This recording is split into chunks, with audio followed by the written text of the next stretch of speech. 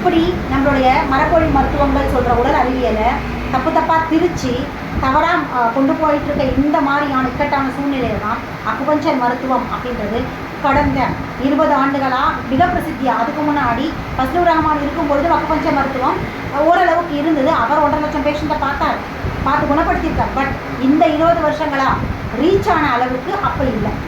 அவர் ஒரு அவங்க 2 பேர் தானே, சித்திக் ஜமாலும் ஃபஸ்லூர் ரஹ்மான் மட்டும் தானே.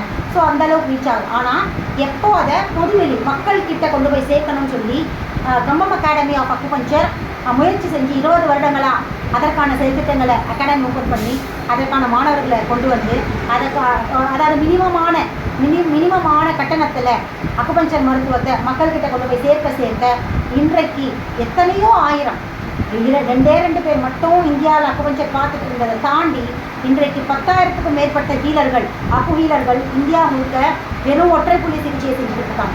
மரபொழி தத்துவத்தோடு செஞ்சுக்கிட்டு இருக்காங்க. அக்குபஞ்சர் அதாவது அக்குபஞ்சரிஸ்ட் நிறைய பேர் இருக்காங்க இந்தியா முழுக்க. அப்பத்துலேருந்தே அதாவது ஆண்டன் ஜெயசூர்யா ஆரம்பித்த காலங்கள்லேருந்து BK பாசா ஆரம்பித்த காலங்கள்லேருந்தும் இன்னை வரைக்கும் கவுண்ட் பண்ணால் லட்சக்கணக்கில் இருக்கிறாங்க. ஆனால் ஒற்றை புள்ளி சிகிச்சை அப்படிங்கிற அக்குபஞ்சருடைய அதாவது உடல் தத்துவத்தை மிகச்சரியாக அதோடைய ஆதி நுட்பத்தை மிகச்சரியாக பின்பற்றிட்டு இருக்க அக்கு ஹீலர்ஸ் வந்து வெறும் 10,000. அது இந்த 20 ஆண்டு காலங்களில் உருவானவங்க தான். ஸோ இந்த 20 ஆண்டு காலங்களில் ஒற்றை புள்ளி சிகிச்சை வழியாக பல லட்சங்கள் பேஷண்ட்ஸை குணப்படுத்திட்டு வராங்க இந்த ஹீலர்ஸ். ஸோ அப்படி இருக்கும் பொழுது இந்த அக்குபஞ்சரை இன்னமும் அடுத்த லெவலுக்கு கொண்டு போகணும். எப்படி இப்போ ஆங்கில மருத்துவம் 200 ஆண்டுகள் கடுமையான உழைப்பின் வழியாக மக்களுடைய மனம் அறிவை வந்து சிதைச்சு ஆங்கில ஆதிக்கத்தை கொண்டு வந்துச்சோ, ஆங்கில மருத்துவ ஆதிக்கத்தை கொண்டு வந்திருக்கோ, அதை இந்த 20 ஆண்டு காலங்களில் மிக கடுமையாக போராடி கம்பம் அகாடமி மிக கடுமையாக போராடி ஓரளவுக்கு ஒரு சில லட்சம் மக்களையாவது இன்றைக்கு பேக் டு ஃபார்ம் மாதிரி உடல் அறிவியலை உடல் தத்துவத்தை திருப்பி சொல்லிக் கொடுத்துருக்கு, திருப்பி அதை புரிய வச்சுருக்காங்க. அதுபோக சிகிச்சையின் வழியாக அவங்களுக்கு உடலோட இயக்கத்தையும் புரிய வச்சுருக்காங்க. இதை இன்னும் அடுத்த கட்டத்துக்கு கொண்டு போகணும். இன்னும் லட்சம் அப்படிங்கிறத கோடிக்கணக்கில் மக்கள் ஆங்கில மருத்துவத்துடைய கட்டுக்குள்ளேருந்து மீண்டு வெளியே வரணும் அப்படின்னா இது அரசாங்கம் கையில் எடுத்தால் மட்டும்தான் சாத்தியம். ஏன்னா எதற்காக ஆங்கில மருத்துவத்தை தேடி போகிறாங்க ஆரம்ப கட்டத்துலனா இலவசமாக மருத்துவம் கிடைக்கிது அப்படிங்கிற விஷயத்துல தான். அப்போது இலவசமாக கை நிறைய மாத்திரை தராங்கன்றதுனால தான் ஏழை ஜனங்கள் போகிறாங்க. ஆனால் வசதியாக இருக்கிறவங்களுக்கு பற்றி விட்டுருங்க. அவங்க எப்போவுமே இப்படித்தான். மருத்துவம் எங்கே அதிகமாக காசு இருக்கோ அங்கே தான் போவாங்க. எல்லா பொருளும் எல்லா இடத்துலையும் கிடைக்கும். டிபார்ட்மெண்டல் ஸ்டோரில் தேடி போவாங்க. ஏன்? பணம் இருக்கிற கொழுப்பு, பணம் அதிகமாக இருக்கு இல்லையா, தேவைக்கு மேலே கைக்குள்ளேருந்து நிரம்பி கீழே வழிகிற அளவுக்கு பணம் இருந்தால் இப்படி தான் போவோம். ஆனால் இந்தியாவுடைய பொருளாதாரம் எப்படி இருக்குன்னா அடித்தட்டு மக்கள்கிட்ட தான் இருக்குது. அடித்தட்டு மக்கள் தான் இந்தியாவில் அதிக சதவீதத்தில் வாழ்ந்துருக்கு. அவங்க எல்லாருமே எடுத்துக்கிற மருத்துவமாக ஆங்கில மருத்துவம் ஏன் இருக்குது அப்படின்னு பார்த்தீங்கன்னா இலவசமாக மருந்து மாத்திரைகளும் சிகிச்சையும் கொடுக்கறதுனால. அப்போது அக்குபஞ்சர் மருத்துவம் அப்படிங்கிற மிகச்சரியான மருத்துவம் மக்கள்கிட்ட போய் சேரணும்னா அரசாங்கம் கையில் எடுத்தால் மட்டும்தான் அது சாத்தியமாகும். சரி, அரசாங்கம் கையில் எடுத்துட்டாங்க. இப்போ இருக்கிற சித்த ஆயுர்வேதா கூட அரசாங்கம் கையில் எடுத்துகிட்டு இருக்காங்க. ஆனாலும் கூட அது எல்லாமே ஆங்கில மருத்துவத்தோட இன்டர்ஃபியரன்ஸ்னால அதாவது இடைச்செருகல்னால இன்றைக்கு தத்துவம் பிழந்து மருத்துவமே இன்னைக்கு அழிஞ்சு போச்சு. யார் போய் இன்னைக்கு இலவசமாக சித்த மருத்துவம் கூட போய் எடுக்க போகலாம்? இது ஏன் ஏற்பட்டது இந்த குழப்பம் அப்படின்னா ஆங்கில மருத்துவத்தோடைய கலப்பு அது ஒரு ரீசன். 2வது ரீசன், மிக மிக முக்கியமான ரீசன் என்னென்னா இந்த மரபொழி மருத்துவங்கள் எல்லாமே மருந்து கொடுக்குற மருத்துவங்கள், மருந்தை முன்வைக்கிற மருத்துவன்றதுனால தான் ரொம்ப ஈஸியாக ஆங்கில மருத்துவத்தோட இன்டர்ஃபியரன்ஸ் நடக்குது. ரொம்ப ஈஸியாக உள்ளே புரிஞ்சுட்டாங்க. ஏன்னா அவங்களும் மருந்து கொடுக்குறாங்க, இவனும் மருந்து கொடுக்குறான். அப்போ நீங்கள் என்ன பண்ணால் நோயறிதல் முறையை ஒன்றாக்கி அதன் வழியாக ஊடுருவி உள்ளே போய் எல்லாத்தையும் கொலாப்ஸ் பண்ணிட்டாங்க. ஆனால் அக்குபஞ்சரில் இது பண்ணவே முடியாது, வாய்ப்பே கிடையாது. எந்த வகையிலுமே அக்குபஞ்சர் மருத்துவம் ஆங்கில மருத்துவத்தோட கலக்கவே முடியாது. அவனுடைய இன்டர்ஃபியரன்ஸ் இதில் இருக்கவே இருக்காது. காரணம் என்னென்னா இதோடைய நோயறிதல் முறை அவங்களுடைய எந்த நோயறிதல் முறைக்குமே சேராது. நாடி பரிசோதனை மட்டும்தான் இதில் நோயறிதல் முறை. அப்போ நாடி பரிசோதனைக்கும் அங்கே இருக்கிற அவங்க அரசாங்கத்தில் இருக்கிற ஆங்கில மருத்துவமாகட்டும் சித்த மருத்துவமாகட்டும் விஞ்ஞானியாகட்டும் எதுவுமே செய்கிறாங்க. அக்குபஞ்சருடைய அடிப்படையாக நாங்கள் கொண்டு போகிறது நாடி பரிசோதனை வழியாக தானே. ஸோ அவங்களோட இன்டர்ஃபியரன்ஸ் அங்கேயே பிரேக் ஆகிடும். ரெண்டாவது, இங்கே மருந்தாக எதுவுமே கொடுக்க போகிறதில்ல. கண்டிப்பாக ஒரு அக்கு ஹீலரால் மட்டும்தான் குணப்படுத்த முடியும். வீட்டில் போயோ மெடிக்கல் ஷாப் தேடியோ இல்லை ஃபோன் பண்ணி கேட்டோலாம் எதுவுமே சாப்பிட முடியாது. இல்லை வேறு மரபணு மருத்துவங்களை நாடியோ போக முடியாது. அவங்க கண்டிப்பாக அக்கு ஹீலர்ஸ் கிட்ட தான் வந்தாகணும். அங்கே மருந்தில்லாத மருத்துவம் தான், அதுவுமே ஊசி வழியாக தான் ட்ரீட்மெண்ட் கொடுத்தாகணும். அதுதான் மிகச்சரியாக இருக்கும். இந்த விஷயங்கள் எல்லாத்தையும் எதிர்காலத்தில் அக்குபஞ்சர் குழப்பாமல் இருக்க இதற்கான ஃபெடரேஷன் ஓப்பன் பண்ணுறதா இருந்தாலும் சரி, அது தமிழ்நாடு லெவலில் இருக்கிற கவுன்சிலாக இருந்தாலும் இல்லை கமிட்டி, இப்போ கவுன்சில் வந்து கமிட்டியாக தான் மாற்றிருக்காங்க.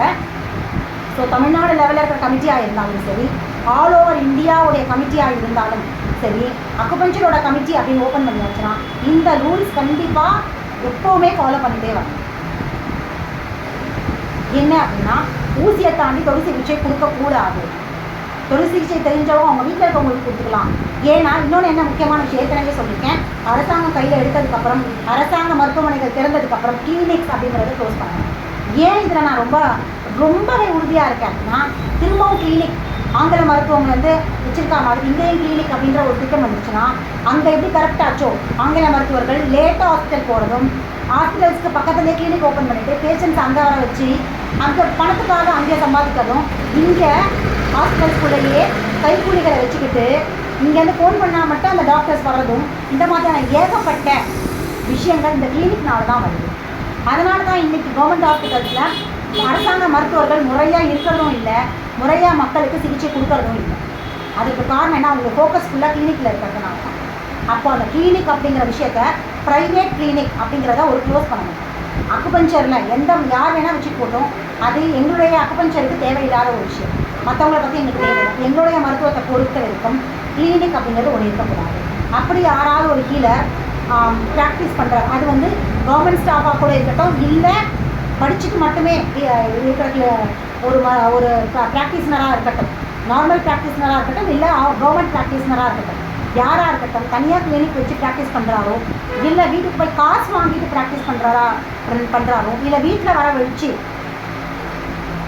காசு வாங்கி ட்ரீட்மெண்ட் பண்ணுறதா தெரிஞ்சால் உடனே அவங்க மேலே சிவியராக ஆக்ஷன் எடுக்கக்கூடிய அளவுக்கு சட்டம் கடுமையாக இருக்கும்.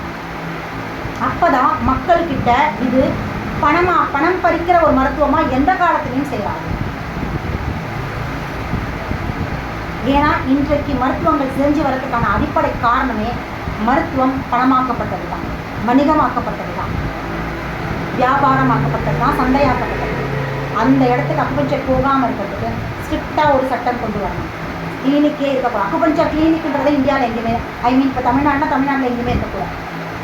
யாராக இருந்தாலும் வாங்க அரசு மருத்துவமனை, அங்கே வந்து ட்ரீட்மெண்ட் பாருங்கள், அங்கே வந்தால் ட்ரீட்மெண்ட் பார்க்கணும். எல்லாருக்கும் ஒரே இடத்துல, பணக்காரனாக இருக்கட்டும் ஏழையாக இருக்கட்டும், ஒரே இடத்துல வாங்க ட்ரீட்மெண்ட் பாருங்கள் போங்க. ஏன்னா இங்கே எந்த லாபம் கிடையாது, ஒன்றும் கிடையாது. ஒரு டாக்டர் இருந்தால் போதும், அக்கு ஹீலர் இருந்தால் போதும், அக்குபஞ்சரிஸ்ட் ட்ரீட்மெண்ட் பார்ப்பாரு, அவரே ட்ரீட்மெண்ட் கொடுப்பாரு, ஆடுப்பார். ஸோ யாரையும் தேடி போக வேணாம். கரெக்டாக வரதுக்கான வாய்ப்புகள் ரொம்ப குறைவு. கிளினிக்ன்ற இடத்துல வந்தால் கண்டிப்பாக கரப்ஷன் வரும். பணம் அப்படிங்கிற இடம் கொடுக்கக்கூடாது, இதை கொண்டு வரும். ரெண்டாவது, தொடு சிகிச்சை அப்படிங்கிற இடத்துல நீடல் அப்படிங்கிற இடம் மட்டும்தான். ஏன் தொடு சிகிச்சை வேணாம் அப்படின்னா, வர்ற பேஷண்ட்டுடைய மனநிலை இந்த தொடு சிகிச்சையில் சிக்கிக்கும்.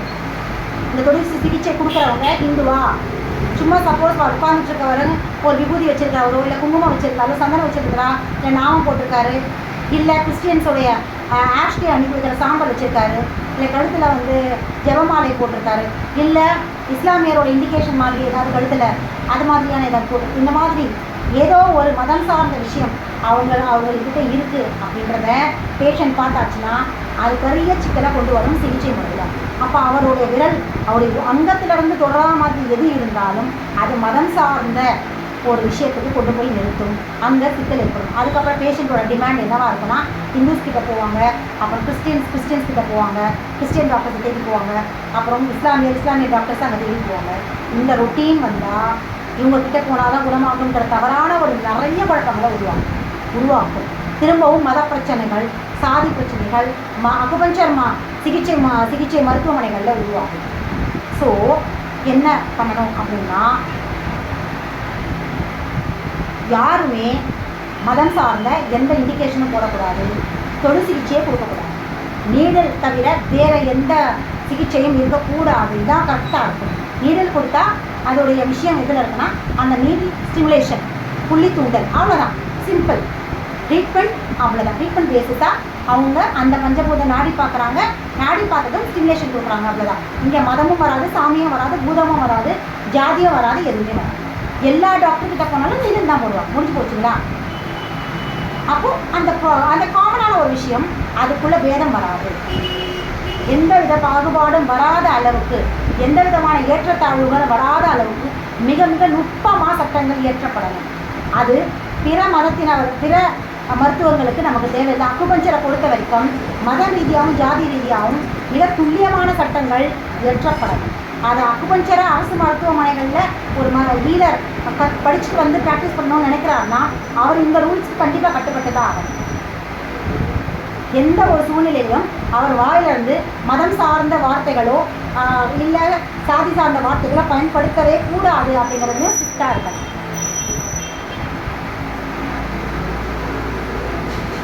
இது மாதிரியான விஷயங்கள் செய்யும்போது மட்டும்தான் மருத்துவம் தன்னுடைய தத்துவத்தை வந்தும் எந்த காலத்திலுமே பிழலாது, குளறுபடி வராது, சிதிலமடையாது, சேதமாகாது, வணிகமாகாது. முதல்ல அதுதான் இங்கே முக்கியம். மருத்துவம் வணிகம் ஆகலைன்னா அந்த கொடுக்குற மருத்துவம், கொடுக்குற சிகிச்சை 100% பலனளிக்கும்.